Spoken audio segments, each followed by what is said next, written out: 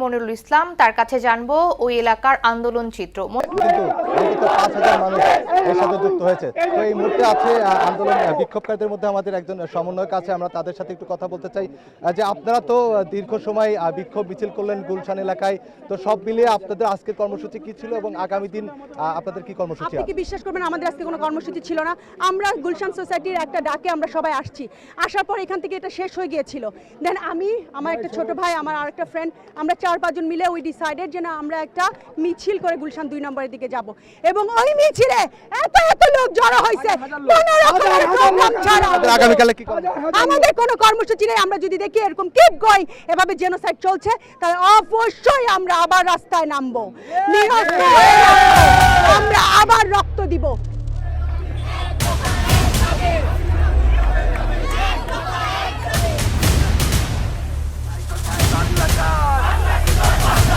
বাংলা কি তোর বাপ দাদার?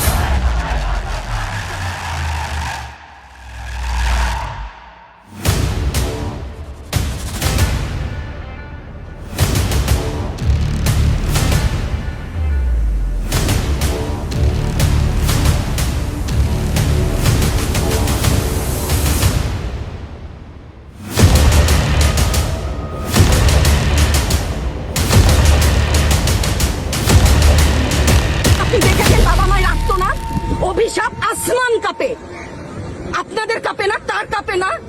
অভিশাপের ভয় হয় না? একটা মারবেন 10টা আসবো, 10টা মারবেন লক্ষ আসবো। সারা দেশের মানুষ, মা বাপ সব একসাথে দাঁড়াবো।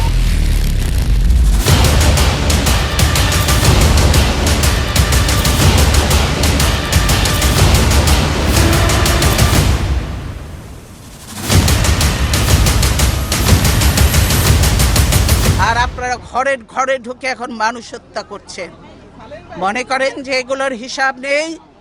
এগুলি কি বৃথা যাবে? এগুলি কোনোদিনও বৃথা যাবে না।